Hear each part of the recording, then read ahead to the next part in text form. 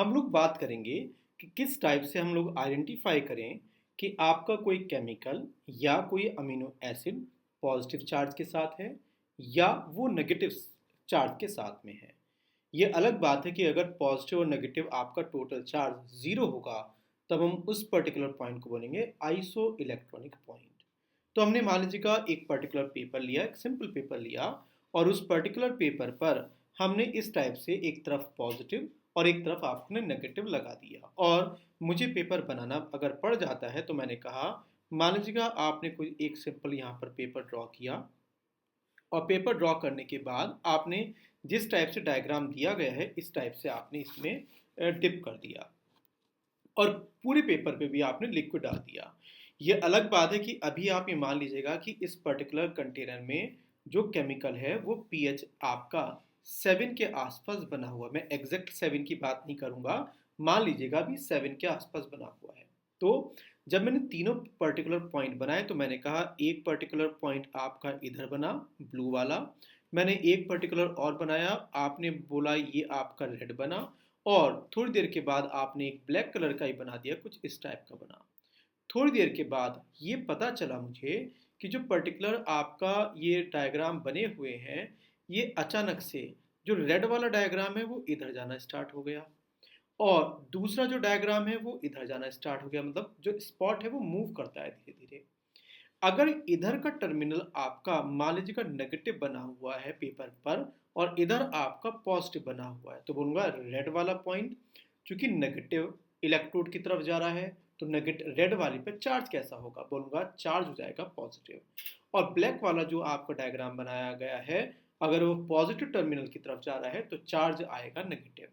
अगर दो आपके देखे जाएं रेड कलर से तो मैं ये भी बोल सकता हूँ कि एक रेड आपका मान लीजिएगा आगे निकल गया है और सेम टाइम पर एक रेड आपका यहाँ तक आ पाया है, तो क्या बोल सकते इस रेड वाले में पॉजिटिव चार्ज बहुत ज़्यादा होगा, क्योंकि चार्ज ज़्यादा होगा तभी तो वो ज़्यादा स्पीड से मूव कर रहा है। तो मैं मान सकता हूँ कि इस पर चार्ज है आपका +2 और इस वाले रेड पर चार्ज है आपका +1। इस टाइप से भी हम चार्ज को कंपेरिजन कर लेते हैं। मैंने कहा कि अगर ये डायग्राम आपको समझ में आ रहा है, दो टब लिए पेपर को किसी पर्टिकुलर केमिकल के डालने के बाद केमिकल मूव कर जाए लेफ्ट टू राइट और आपने इस टाइप का ब्रिजिंग सिस्टम बना दिया। मैंने कहा जब मैं इस पर्टिकुलर एग्जाम्पल को एग्जैक्टली आपका सॉल्व करने की ट्राई करता हूं तो मैंने कहा एक जो पेपर स्ट्रिप लिया था आपने 3 केमिकल डाले, एक आपका था पी आई का मतलब 10.76, अब ये पी आई क्या था तो बोलूँगा आइसो इलेक्ट्रॉनिक पॉइंट। एक आपका है मान लीजिएगा 10 तो बनाना पड़ेगा, मान लीजिएगा एक केमिकल आपका 10 का है, एक मान लीजिएगा अगला केमिकल आपका यहाँ पर 6 का है और लास्ट वाला आपका एक आपका 2.98 मतलब 3 के आसपास का है।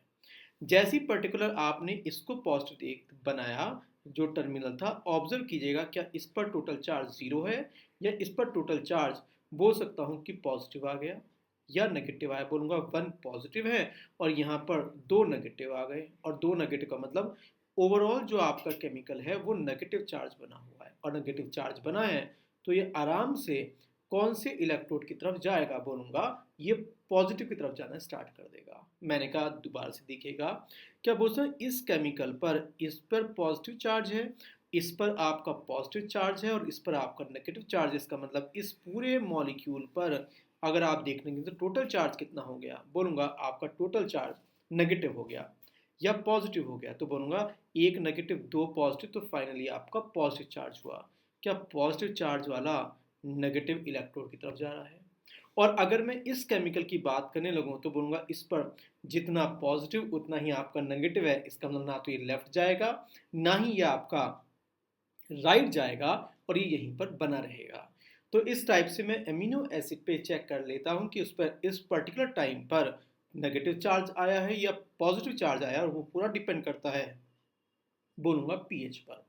वो पर्टिकुलर पीएच पॉइंट जिस पर आपका नेगेटिव और पॉजिटिव इक्वल हो जाए उस पीआई को ही आप बोलते हैं क्या, आइसो इलेक्ट्रॉनिक पॉइंट। ये मानते हो कि थोड़ा सा आपको समझ में आया होगा, लेकिन हम लोगों को तो बार बार करना पड़ते हैं न्यूमेरिकल, और न्यूमेरिकल करने के बाद बोला कि आपका एक पर्टिकुलर आइसो इलेक्ट्रिक पॉइंट बना हुआ है। मैंने कहा आइसो इलेक्ट्रॉनिक पॉइंट आपने दे दिया toward with which electrode does some chemical migrate to something. अब आपने जो केमिकल डाला है, जो टब में आपने भरा हुआ था वो डाला था 7, तो मैं बोल सकता हूँ इस पर्टिकुलर में जब आपने 5.63 केमिकल को डिप किया आपने 7 में, तो इन दोनों को कंपैरिजन करते हुए क्या ये दिखाई दे रहा है कि ये आपने बेसिक में डाल दिया?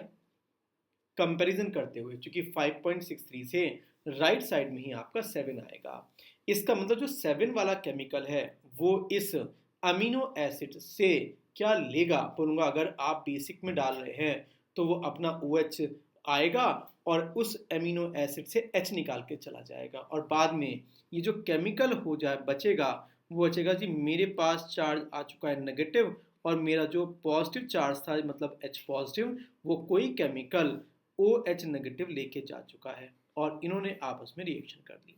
फुल एंड फाइनली जो मैंने अमीनो एसिड लिया था उस पर चार्ज क्या डेवलप हो गया? बोलूँगा चार्ज डेवलप हुआ नेगेटिव, और अगर नेगेटिव चार्ज डेवलप हुआ तो बताएगा किधर जाएगा ये? तो बोलूँगा ये तो पॉजिटिव इलेक्ट्रोड की तरफ जाएगा। चेक कीजिएगा, on paper at some pH more basic than its isoelectronic point, क्या लिखा हुआ है? टोटल नेट चार्ज कितना जाएगा? बोलूँगा नेगेटिव, और अगर नेगेटिव है तो कौन से इलेक्ट्रोड की तरफ जाएगा? बोलूँगा पॉजिटिव इलेक्ट्रोड की तरफ जाएगा।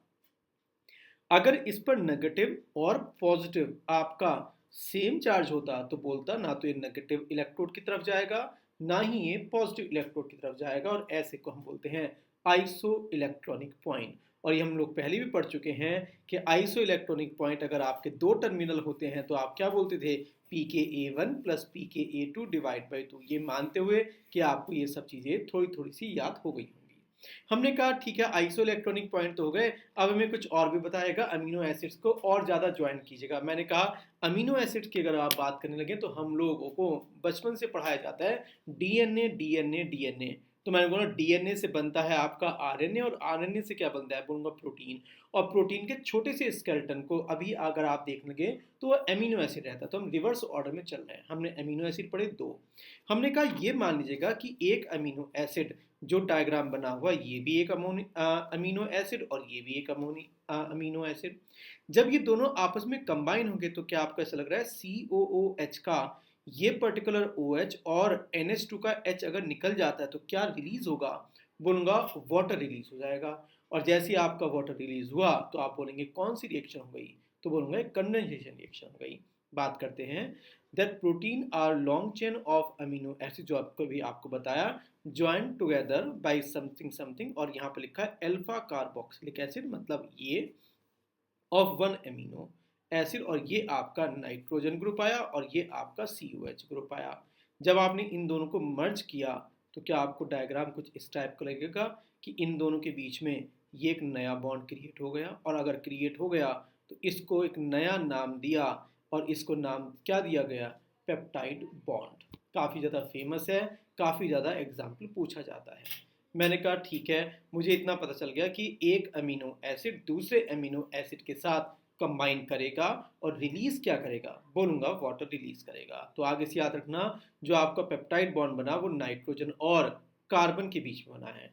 मैंने कहा ठीक है, अगर आप इस टाइप से बोलने लगे तो क्या दोस्तों ये केमिकल आपका फिर से अपने बराबर वाले केमिकल के साथ जो COH होगा फिर से बॉन्ड बनाएगा? क्या दोस्तों ये पर्टिकुलर जो आपका बना है वो फिर से तो लगातार आगे आगे बनाता हुआ एक चेन बन जाएगी। मैंने अगर चेन की बात करी तो मैंने कहा कैसे बनेगी? तो उन्होंने कहा ठीक है हम 3 केमिकल लेके चल रहे हैं। क्या आपको ऐसा लग रहा है कि एक पर्टिकुलर जो आपका अमीनो एसिड है वो ये बना हुआ है? चेक कीजिएगा। मैंने कहा एक केमिकल आपको ये भी दिखाई दे रहा होगा, और जो आपका 2 मॉलिक्यूल के बीच में येलो कलर का बॉन्ड दिखाई दे रहा है कौन सा बॉन्ड है? बोलूँगा पेप्टाइड बॉन्ड, जो कि आपको इंडिकेट किया हुआ है। सबसे पहले मैंने एक अमीनो एसिड पढ़ा, फिर मैंने उनको मर्ज किया, मर्ज करने के बाद मैंने 2 को मर्ज किया, और 2 को मर्ज करने के बाद अब हम लोग अब 3 को मर्ज करना स्टार्ट कर दिया, और बार बार आपका जो बॉन्ड बन रहा है वो किस एटम के बीच में बन रहा है? बोलूँगा कार्बन और नाइट्रोजन के बीच में बॉन्ड बन रहा है। मैंने कहा ठीक है और आगे चलते हैं इस पर्टिकुलर में। तो हमें कहा गया कि हमने पढ़ा था कुछ मर होते हैं, कुछ डायमर होते हैं, पम्मा होता है, और इस टाइप से PVC वगैरह आपने डायग्राम पढ़ेंगे जो कि कवर होता है आपका पॉलीमर चैप्टर में। हमने कहा गया पॉलीमर क्या होता है, तो उन्होंने कहा कि जिन लोगों को नहीं पता कि मान लीजिए एक छोटा सा चेन का पार्ट है। तो जो छोटा सा पार्ट होता है उसको आप बोलते हैं मर। जब वो दो पर्टिकुलर पार्ट आपस में मिल जाते हैं तो उसको बोलते हैं डाइमर। तीन मिल जाएंगे तो बोलूँगा ट्राइमर, और बहुत सारे मिल जाएंगे तो नाम हो जाता है आपका क्या, पॉलीमर। आपने पर्टिकुलर देखा होगा इस टाइप की कई बार चेन होती है, और चेन के बराबर में जो चेन बनी रहती है ये पर्टिकुलर आप इसको बोलते हैं पॉलीमर, और छोटे से पार्ट को बोलते हैं क्या, मर। हम इसी की बात करते हैं। Peptide is the name given A short polymer of amino acid. फिर उन्होंने कहा है कि अगर टू एमिनो एसिड आपस में मर्ज हो जाते हैं तो नाम क्या लिखा जाएगा, डाई। तीन होंगे तो क्या आएगा, बोलूंगा ट्राई, टेट्रा, पेंटा। ये हम लोगों ने पढ़े हुए हैं। करते करते अगर बहुत सारे हो जाएंगे 20 से ज़्यादा, तो आपने उसको बोल दिया कि ये आपका बन जाएगा पॉली, जैसे पॉलीमर में आता है। आपने कहा जी और ऐड करने हैं, और ऐड करते हैं। मैंने कहा आप लगातार जब ऐड करते जाएंगे और वो 100 से ऊपर निकल जाएगा तो मॉलिक्यूलर मास आपका बहुत ज़्यादा होगा, और आप उसको क्या बोलेंगे आगे से, हम उसको बोलेंगे प्रोटीन। तो हमने ये देख लिया कि IUPAC जब हमने ऑर्गेनिक केमिस्ट्री पढ़ी थी तो हमने कहा था कि हमारे पास डाई, ट्राई, टेट्रा, पेंटा पता था। आपने और ज़्यादा ऐड किए तो पॉलीमर, पॉलीपेप्टाइड हो गया। और ज़्यादा ऐड किए तो हम उस बल्क को बोलेंगे प्रोटीन। प्रोटीन कैसे बनता था, बोलूँगा DNA से बना था। क्या बना था, DNA से, DNA से बना था आपका RNA, और RNA से आपका क्या बना था, प्रोटीन। और प्रोटीन किससे बना था, बोलूँगा अमीनो एसिड से। तो हम लोग उल्टा अमीनो एसिड से हमने प्रोटीन बनाना सीख लिया, प्रोटीन से हम लोग अब RNA और DNA बनाना भी सीखेंगे। हमने कहा क्या, जिस टाइप से IUPAC में हमें बोला गया कि एक स्टैंडर्ड मेथड है लिखने का कि पहले आप चेन से पहले लिखते हैं प्रीफिक्स और चेन के बाद लिखते हैं आप सुफिक्स, क्या इसका भी कोई मेथड है। तो मैंने बोला हाँ, इनका भी एक पर्टिकुलर मेथड है। जब आप कोई अमीनो एसिड लिखें तो आप ये ध्यान रखिएगा कि जो इस साइड आना चाहिए, मतलब राइट साइड, वो आपका कार्बन ग्रुप आना चाहिए, और जो आपका लेफ्ट साइड आना चाहिए वो आपका नाइट्रोजन या एन टर्मिनल आना चाहिए, जो कि यहाँ पर क्लियरली मेंशन है। बाय कन्वेंशन आपका return from left and beginning from the amino acid having free NH3। NH3 लिखिएगा या NH3 पॉजिटिव, केवल समझाने के लिए। और जो राइट साइड रहेगा वो आपका रहना चाहिए COO नेगेटिव, या कहीं आप COOH। तो एक जस्ट रिप्रेजेंटेशन की लेफ्ट साइड कौन आएगा और राइट साइड कौन आएगा। हमने कहा ठीक है, हमें इतना पता चला कि एक एमिनो एसिड दूसरे एमिनो एसिड के पास में आता है, आपस में कार्बन और नाइट्रोजन के बीच में बॉन्ड बनता है और रिलीज क्या कर देता है, बोलूंगा वाटर। मैंने कहा जी जो वाटर का रिलीज होना है ये ऐसा लग रहा है कि अमीनो एसिड दूसरे अमीनो एसिड से ज्वाइन कर दिया। मैंने कहा क्या कोई और भी मेथड है जिससे हम लोगों को ज्वाइनिंग मिलती है, बोलूँगा हाँ, आपको कई बार सल्फर सल्फर की भी ज्वाइनिंग मिलती है। और जब सल्फर सल्फर की ज्वाइनिंग मिलती है तो इसको नाम क्या देते हैं, डाइसल्फाइड। हमने कहा ये पर्टिकुलर भी हम लोग यूज़ करेंगे। और जो लोग ज़्यादा इंटरेस्टेड लेते हैं बायोलॉजी में खास तौर से, या 10th में आपने बायोलॉजी पढ़ी होगी तो आपने पढ़ा होगा कि दो टाइप के हेयर होते हैं, कर्ली हेयर होते हैं कि स्ट्रेट हेयर होते हैं। चेक कीजिएगा, जो कर्ली हेयर होते हैं उसमें ये SS बॉन्ड बनता है, और जब अगर मैं कर्ली हेयर को पार्लर पे जाऊँ, कर्ली हेयर को आप स्ट्रेट हेयर करने लगें तो वो इस बॉन्ड को ब्रेक करने की ट्राई करते हैं। तो कर्ली हेयर और स्ट्रेट हेयर में कौन सा बॉन्ड होता है, बोलूँगा डाइसल्फाइड बॉन्ड होता है। तो ये थोड़ा सा इंट्रोडक्शन था, हम पूरी बायोलॉजी पे नहीं जाएंगे। कभी आप मुझे हेयर का पूरा स्ट्रक्चर पूछने लगे, हमने कहा चलेगा, अब हम आते हैं प्रोटीन पर। हम अमीनो एसिड से चले थे, हम लोग प्रोटीन पर आने लगे हैं। मैंने कहा प्रोटीन कैसे होते हैं, वो उन्होंने कहा प्रोटीन केवल दो टाइप के हम लोग मानेंगे, एक फाइब्रस और एक ग्लोबुलर। हमने कहा क्या क्या होते हैं, बोलेंगे फाइब्रस हम लोग को पता होते हैं जिसमें फाइबर्स होते हैं। और अगर आप फाइबर्स की स्ट्रक्चर देखने लगे तो मेरे ख्याल से ये आपको शायद स्ट्रक्चर दिखाई दी होगी। नीचे वाला आपका फाइब्रस है, और जो आपका ईयरफोन है उसको उतारिएगा और रख दीजिएगा। 4-5 दिन बाद जैसा वो स्ट्रक्चर मिलेगा आप उसे ग्लोबुलर आपको प्रोटीन्स बोल सकते हैं। मैंने कहा ठीक है, ये समझ में आ गया। अगर स्ट्रक्चर देख के आपको समझ में आ गया तो क्वेश्चन आता है कि क्या मुझे याद करना है इसमें।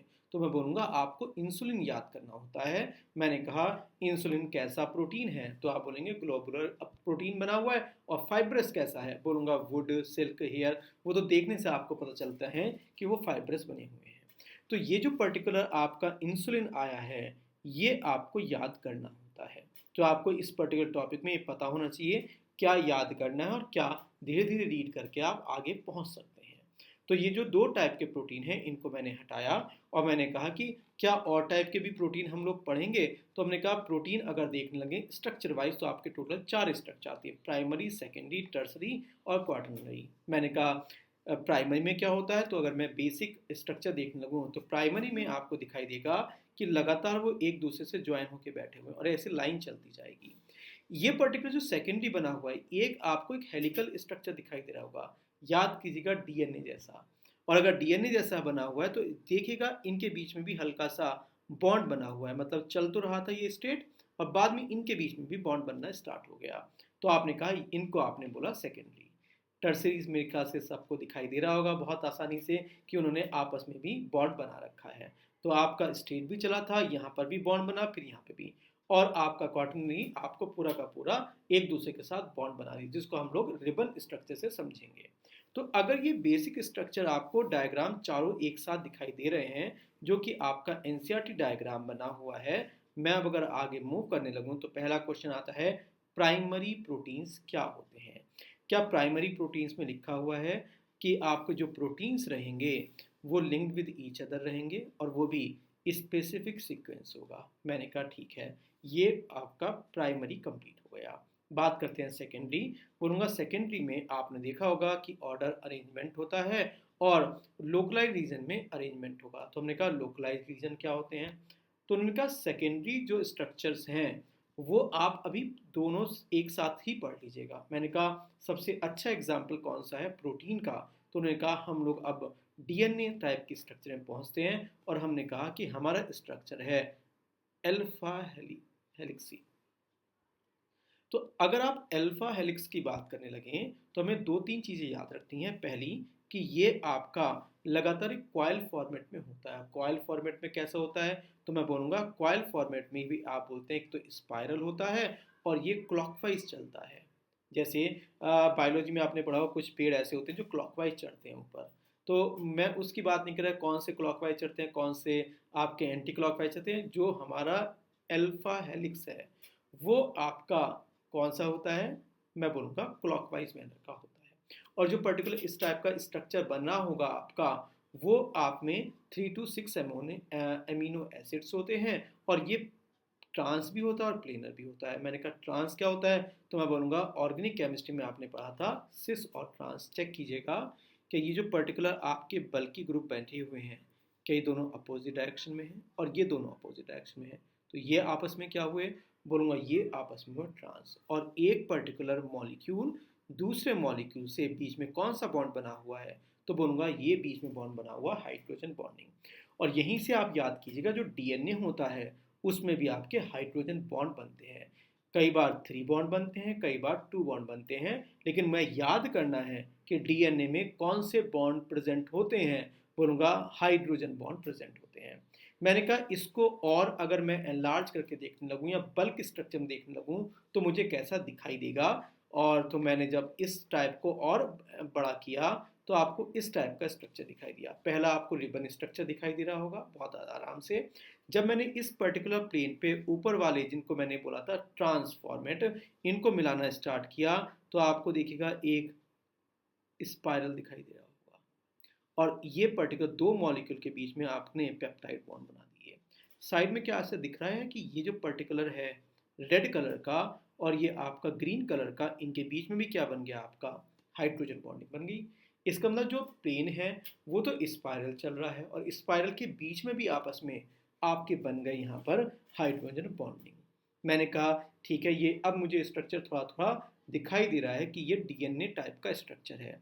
तो मैंने लास्ट डायग्राम में इस पर्टिकुलर स्ट्रिप को और इस स्ट्रक्चर को एक साथ मर्ज किया जिससे आप इस पर्टिकुलर को समझ पाए। मैंने कहा ये आपका अगर डायग्राम हो गया तो क्या सेकेंडरी में यही डायग्राम होता है, मैं बोलूँगा एक डायग्राम और होता है जो कि आपको पार्शियल या लोकलाइज्ड आपको प्लेनर स्ट्रक्चर की फीलिंग देगा। मैंने कहा प्लेनर स्ट्रक्चर कैसा होता है, तो मैंने कहा ये जो पर्टिकुलर आपके स्ट्रक्चर हैं ये आपके दो टाइप की होती हैं, एक होता है सिस और एक होता है एंटी, या कहें एक होता है पैरेलल और दूसरा होता है आपका एंटी पैरेलल। मैंने कहा एंटी पैरेलल और पैरेलल का मीनिंग क्या है, तो उन्होंने कहा ये सबसे पहले एक टर्मिनल देखेगा कि ये टर्मिनल और ये टर्मिनल आपको लग रहा है कि ये जो पर्टिकुलर ब्रांच आ रही है, ये पर्टिकुलर ब्रांच और ये पर्टिकुलर ब्रांच आपस में हाइड्रोजन बॉन्डिंग से कनेक्टेड है। ये ऑब्जर्व हो रहा होगा आपको। सेम टाइम पर आप ये भी देखिएगा कि क्या आपको ये जो पर्टिकुलर आपका स्ट्रक्चर बना हुआ है मॉलिक्यूल, क्या ये मॉलिक्यूल और क्या ये मॉलिक्यूल आपको आइडेंटिकल दिखाई दे रहा है? चेक कर लीजिएगा, कहीं पर भी देखिएगा जैसा लेफ्ट होगा वैसा ही आपका राइट होगा। मैंने कहा ठीक है। अब इसके बराबर में जिसको आपने एंटी पैरेलल बोला है, इसको ऑब्जर्व कीजिएगा कि ये जो पर्टिकुलर स्ट्रक्चर बना हुआ है और ये जो स्ट्रक्चर बना हुआ है, क्या ये पैरेलल है या पैरेलल नहीं हो पाया? ऐसा नहीं लग रहा कि ये आपने या तो इसको एक डिस्टेंस ऊपर कर दिया है या आपका ये चीज़ जो आपका आर आर है वो अपोजिट डायरेक्शन में आ गई है। यहाँ पर बिल्कुल पैरेलल बना हुआ था। अगर इस टाइप का इंफॉर्मेशन देखा जाए तो हम जब एग्जैक्टली मैच करता है तो आप उसको क्या बोलते हैं? बोलूँगा ये बोला जाता है पैरेलल। और ये क्या बोला जाता है? Anti parallel. चेक कीजिएगा, नीचे एक पॉइंट और लिखा है, जब कार्बन के सामने क्या आ जाता है? नाइट्रोजन। कार्बन के साथ नाइट्रोजन, नाइट्रोजन के सामने कौन? कार्बन। कार्बन के सामने कौन? कार्बन के साथ सामने आपका कार्बन के सामने फिर आपका नाइट्रोजन आ गया। तो इस टाइप से जब टेंडेंसी आपस में अपोजिट हो जाती हैं तो आप बोलते हैं एंटी पैरेलल।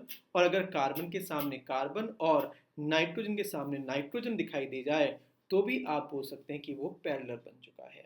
मैंने कहा इस टाइप का जो स्ट्रक्चर बनता है तो ध्यान दीजिएगा, ये पर्टिकुलर प्लेन अलग है और ये पर्टिकुलर प्लेन अलग है।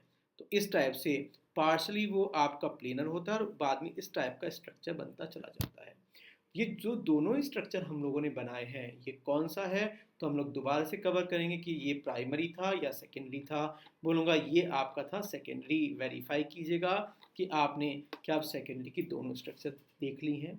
तो हमें बोला जाएगा कि प्राइमरी तो हमें पता चल गया कि कैसे कैसे स्ट्रक्चर होते हैं और सेकेंडरी में हमें जो स्ट्रक्चर दिखाई देती हैं वो दो टाइप की दिखाई देती हैं।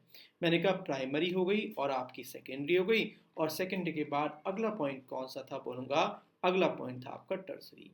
क्या ये जो डायग्राम बना हुआ है आपको ऐसा लग रहा है कि जो पर्टिकुलर ये स्ट्रक्चर बना हुआ है, कोई भी स्ट्रक्चर लीजिएगा वो सभी जगह से ज्वाइन हो रखा है? अगर इस टाइप को देखा जाए तो tertiary structure of protein is three dimensional. वो तो नाम से ही आपको इंडिकेट हो रहा है कि वो टर्सरी का मतलब थ्री डायमेंशनल अरेंजमेंट होगा। ये अलग बात है कि जब आप इसको और स्टेबलाइज करते हैं तो हमने पढ़ा था कि जो जब प्रोटीन आपका स्टेबलाइज होता है तो वो कुछ एनर्जी रिलीज करेगा और जो एनर्जी रिलीज करता है वही उसको स्टेबिलिटी प्रोवाइड कर देता है। यही चीज़ देखिए यहाँ पर, every time there is stabilising interaction between two atoms. जब इनके बीच में कभी एटम एटम के बीच में इंटरेक्शन होगा तो बॉन्ड क्रिएट होगा। बॉन्ड क्रिएट होगा तो बॉन्ड तोड़ने में आपको एनर्जी देनी पड़ती है, तो बॉन्ड क्रिएट में एनर्जी रिलीज हो जाएगी। जितनी ज़्यादा एनर्जी रिलीज होगी ये उतना ही ज़्यादा स्टेबल होता चला जाएगा। मैंने कहा हाँ टर्सरी भी अच्छा लग रहा है, प्राइमरी हो गया, सेकेंडरी हो गया और टर्सरी हो गया। तो हमें कहा एक बच गया था हमने, तो मैंने कहा उसका मैं एग्जैक्ट स्ट्रक्चर नहीं बना पाऊंगा तो मैं उसका रिबन स्ट्रक्चर ही लेके आऊँगा। तो हमने कहा कार्टनी जो स्ट्रक्चर रहेगा उसमें बहुत सारे स्ट्रक्चर होते हैं और ये सब एक दूसरे से पिन पॉइंट रहते हैं और एक दूसरे के साथ उलझे हुए रहते हैं। इस टाइप का स्ट्रक्चर तैयार हो जाता है। तो हम लोगों ने यहाँ पर देखा जाएगा कि ये जो प्रोटीन बनता है वो जब बहुत सारी चीज़ें अटैच हो जाएंगी तब जाके इस टाइप का स्ट्रक्चर बनता है। इसकी केवल बेसिक इन्फॉर्मेशन ही हम लोग को दी गई है एनसीईआरटी में, तो हम इसकी ज़्यादा स्टडी नहीं करेंगे। और ये जो स्ट्रक्चर दिखाई दे रही है ये कोई स्ट्रक्चर नहीं है, इसको हम रिबन स्ट्रक्चर बोलते हैं। तो रिबन स्ट्रक्चर को हम लोग यहीं पर मानते हुए कि हम लोग कवर कर चुके हैं, तो उसके बाद हम लोग आते हैं अपने मेन पॉइंट पर। और हमें बोला गया कि डीएनए कैसा बनता है, आरएनए कैसे बनता है। मैं बोलूँगा डीएनए से बनता है आरएनए और आरएनए से बनता है आपका प्रोटीन। और प्रोटीन में क्या होते हैं? बोलूँगा एमिनो एसिड। तो हम लोगों को अब उल्टा करके पढ़ना था, अमीनो से हम प्रोटीन आ चुके थे, अब करते करते हम आरएनए और डीएनए जाएंगे। मैंने कहा अगर आप आरएनए और डीएनए जाते हैं तो हम लोगों को बोला गया कि जो पर्टिकुलर एसिड्स बने हुए हैं इन लोगों से आप आरएनए क्रिएट करते हैं और आप डीएनए क्रिएट करते हैं। मैंने कहा ठीक है, अब देखते हैं ये डीएनए क्या होता है। तो हमें बोला गया कि जब आप स्ट्रक्चर की बात करें तो कई बार आपने ऑब्जर्व किया होगा कि मेरी नाक कैसी है या मेरा फेस कैसा है, ये कई बार जो चीज़ें होती हैं वो पेरेंट्स से मैच कर जाती हैं और आप 3-4 लोगों को देख के बोलते हैं अरे आपका जो फेस है वो आपके फादर या मदर से मैच कर रहा है। इसका मतलब जो सिग्नल्स हैं वो जनरेशन टू जनरेशन जो पास हो रहे हैं वो कोई ना कोई तो चीज़ें लेके जाएंगी और जिनके रेस्पॉन्सिबिलिटी किसका होती है, क्या कहूँगा, डीएनए की और आरएनए की। तो यहाँ पर लिखा हुआ है आपका एक पर्टिकुलर डीएनए होता है और एक आपका आरएनए होता है। जब मैंने एनसीईआरटी से पूछा तो उन्होंने यहाँ पर एक जनरल लैंग्वेज लिखी हुई है कि every generation of each and every species resemble it's ancestor in many ways. कैसे कैसे वेज हैं वो आपको पता होगा, नाक देखेगा, गला देखेगा, स्ट्रक्चर देखेगा, स्किन का कलर देखेगा, ये सब आपको पढ़ना पड़ता है। हमने कहा कि हम लोग बात करते हैं अब सीधा डीएनए और आरएनए की, तो हम सीधा अब वहाँ पर गए कि डीएनए और आरएनए के कौन कौन से पार्ट होते हैं। तो हमने कहा जो डीएनए मॉलिक्यूल होता है, डीएनए कैसा होता है नहीं पता अभी, बट उन्होंने बोला कि उसके अंदर दो चीज़ें होती हैं। ये हम लोगों ने पढ़ा था अभी थोड़ी देर पहले बायोमोलिक्यूल का जो फर्स्ट पार्ट था, और ये भी बताया गया था नंबरिंग कैसे होती है 1 2 3 4 5। आपने दो टाइप के स्ट्रक्चर बनाए, अगर आप इन दोनों स्ट्रक्चर की बात करने लगे तो क्या आपको केवल ये डिफरेंस दिखाई दे रहा है कि इसमें केवल यहाँ पर ओ OH आया है? चेक कीजिएगा, अगर आप पूरा का पूरा स्ट्रक्चर कंपेयर करते हैं तो सेकंड पोजीशन पर आपने केवल ओ OH को एडिशनल लगाया हुआ है, बाकी आपका पूरा का पूरा स्ट्रक्चर सेम बना हुआ है।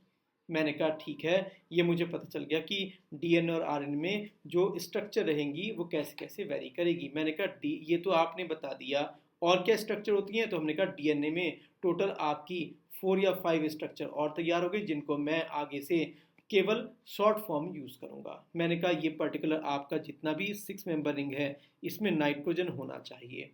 हमने पढ़ा था कि बेंजीन में सभी लोग कार्बन होते हैं, तो उसको हम किस टाइप का बोलते हैं, हेट्रो या होमो? तो मैं बोलूँगा होमो। अगर रिंग में नाइट्रोजन आ गया तो कैसा हो गया? वो बोलूँगा हेट्रो टाइप का हो गया। तो सभी को मैंने आपका ये कुछ बोला, और ये जितने भी बने हुए हैं चूँकि सबके अंदर नाइट्रोजन है तो कई बार हम इसको बेस भी बोलेंगे। क्या बोलेंगे? बेस। लाइन हम लोग आप बाद में वेरीफाई कर लेंगे कि क्या क्या लिखा हुआ है। तो यहाँ पर बोला गया आरएनए के ऑल्सो कंटेन्स 4 बेस। हम लोग को बेस याद रखना है केवल, कि ये जितने भी आपको नीचे लिखे गए हैं ये बेस लिखे गए हैं। शॉर्ट फॉर्म क्या है? बोलूँगा UCT, इस टाइप का आपका नाम लिखा गया है। मैंने कहा ठीक है, अगर ये नाम लिखा गया है तो हम लोग आते हैं अब इन सबको ज्वाइन कैसे करना है।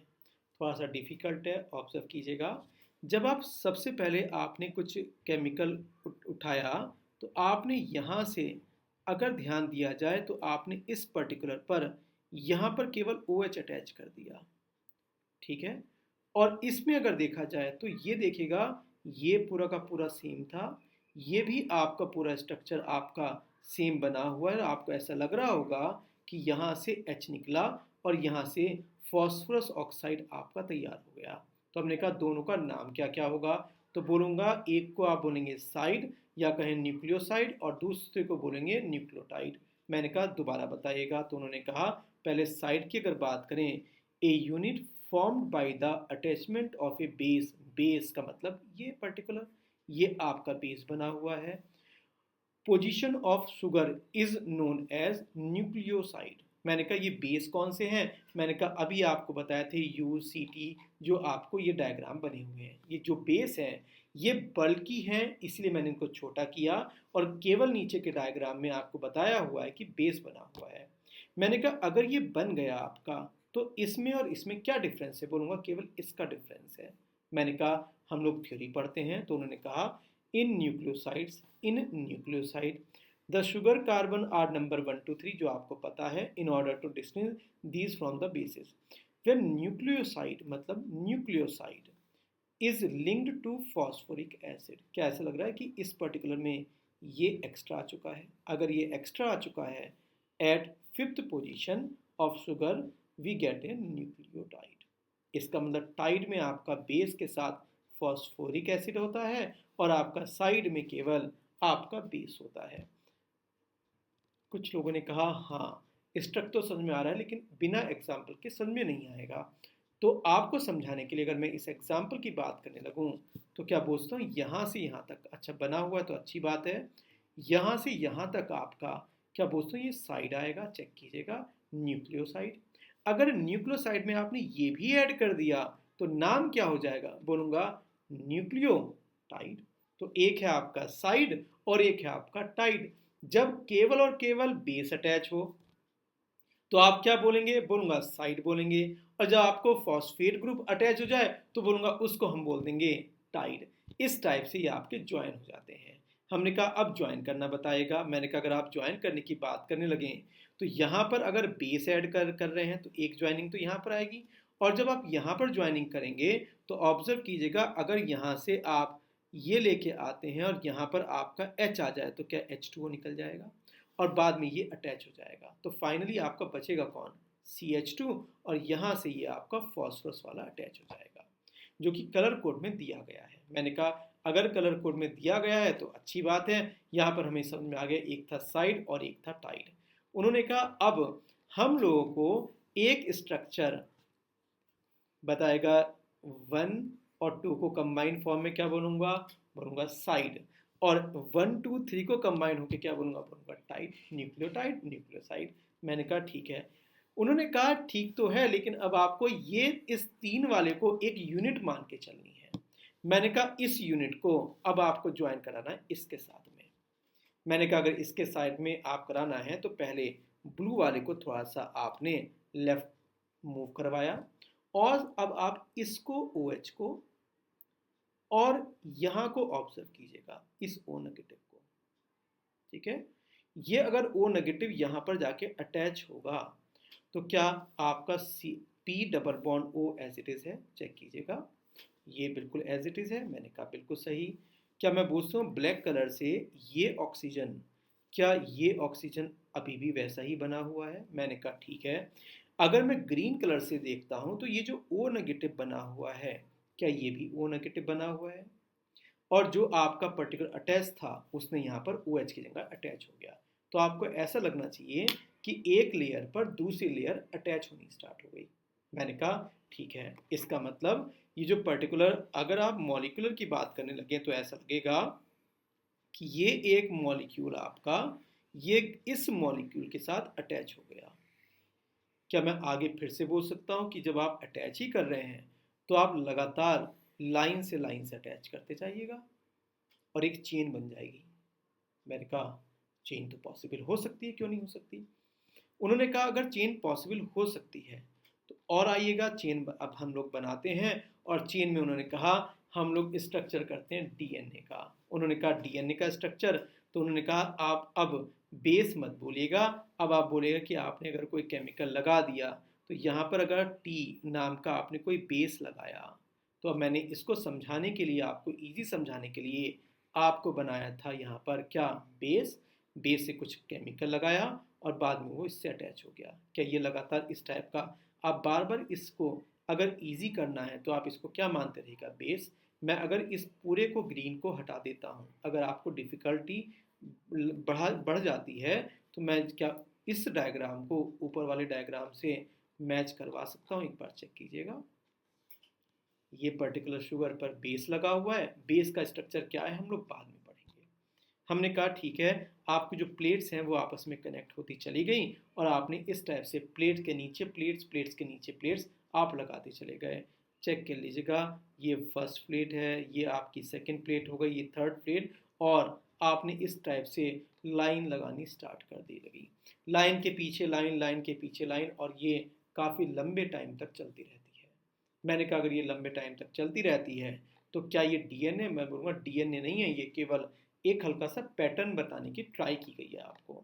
मैंने कहा कि अगर आप बात करें DNA की तो DNA में और क्या होता है, तो हम लोग बोलेंगे DNA में आपका हाइड्रोजन बॉन्डिंग भी क्रिएट होती है। और ये मैं आपको पहले बता चुका हूँ कि 3 और 2 की बात। हमने कहा ठीक है, जिसको हमने यहाँ पर शॉर्ट फॉर्म में थाइमाइन को हमने T और यहाँ पर A बोला था, तो आप याद रखिएगा TA में कितने बॉन्ड बनते हैं, बोलूँगा 2 हाइड्रोजन बॉन्ड बनते हैं। यहाँ पर आपको स्ट्रक्चर तक बना रखी है कि हाइड्रोजन, अब हाइड्रोजन बॉन्डिंग क्या होती थी, हाइड्रोजन बॉन्डिंग उसे बोलते थे कि जो आपका अटैच होता था F N और O से, और अट्रैक्ट भी होता था इन तीनों से ही।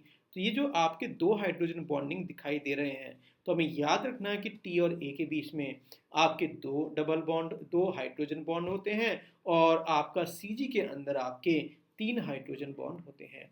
कई बार यहाँ पर इस टाइप से रिप्रेजेंट है, या हम लोग आगे से जब डीएनए का स्ट्रक्चर बनाएंगे तो हम लोग यहाँ पर 3 बॉन्ड बना देंगे। 3 का मतलब 3 हाइड्रोजन बॉन्ड। हमने कहा ठीक है, याद हो गया, टी ए और सी जी याद हुए हम लोगों को। हमने कहा कि और आगे चलते हैं, अगर और आगे चलने लगे तो ये है आपका डीएनए का स्ट्रक्चर। ज़्यादातर आप देखते हैं बुक्स में कि वो आप वर्टिकल बनाते हैं, जैसा कि मैंने पहले भी वर्टिकल बनाया था। वर्टिकल बनाना काफ़ी ज़्यादा अच्छा लगता है, लेकिन चूंकि स्पेस की अवेलेबिलिटी नहीं थी तो मैंने यहाँ पर आपका हॉरिजॉन्टल बना दिया। चेक कीजिएगा, क्या ये आपका टी है और ये ए है, टी ए के बीच में क्या आपको दो डबल बॉन्ड दिखाई दे रहे हैं, और आपका जी सी के बीच में आपको कितने बॉन्ड दिखाई दे रहे हैं, 3 बॉन्ड। तो आपने जो पर्टिकुलर एक पैटर्न बनाया था ये इस टाइप का, ये पर्टिकुलर हेलिकल आपका स्ट्रक्चर बनता चला गया, और एक आपका और बन गया। तो इस टाइप के जो आपस में बनते चले जाते हैं, इनके बीच में भी बॉन्ड बनता है। और इस टाइप्स का कई बार आप जब एनसीईआरटी का डायग्राम देखेंगे तो उन्होंने इस टाइप का एच बॉन्डिंग भी बीच में बना रखी है। तो ये जो पर्टिकुलर आपका डायग्राम बना हुआ है डीएनए का, हम लोग को ये भी बात ध्यान रखनी चाहिए कि जब आप स्ट्रक्चर बना रहे हैं तो ये जो छोटा छोटा गैप है, चेक कीजिएगा, ये बार बार रिपीट होता है, और इसके बीच का गैप कितना है, 1200 pm। और अगर आप इस पर्टिकुलर के साइज को चेक करने लगें तो जितना साइज ये होगा रेड कलर में, क्या आगे सेम पर्टिकुलर रिपीटेशन फिर होता चला जाएगा। तो इस टाइप का आपका एक हेलिकल स्ट्रक्चर बनता है। ध्यान रखिएगा, स्प्रिंग टाइप का स्ट्रक्चर नहीं बनता, क्योंकि स्प्रिंग टाइप में ये सबके बीच में गैप सेम आता है, जबकि यहाँ पर गैप अलग अलग आ रहा है। तो हमने चैप्टर स्टार्ट कहाँ से किया था, हमने चैप्टर स्टार्ट किया था एमिनो एसिड से, फिर अमीनो एसिड को हमने मर्ज किया था, फिर बनाया था हमने प्रोटीन, और प्रोटीन से हमने मर्ज करते करते एक पैटर्न जो बनाया था प्लेट्स टाइप का, फिर हमने पर्टिकुलर यहाँ पर इन पर्टिकुलर को स्ट्रक्चर बनाया, और दो पर्टिकुलर जो स्ट्रक्चर हैं उनको ज्वाइन कर दिया, किससे, बोलूँगा हाइड्रोजन बॉन्डिंग से। तो मैं बोलूँगा हाइड्रोजन बॉन्डिंग कितनी बनती थी, बोलूँगा 2 और 3 बना करती थी। मैंने कहा ठीक है, ये तो हमारा बन गया डीएनए। मैंने कहा डीएनए कैसा, डीएनए तो तैयार हो गया, हमारा लास्ट बचता है, बोलूँगा आरएनए। हमने कहा ठीक है, अगर आरएनए की बात करने लगे तो हमारा आरएनए बन गया।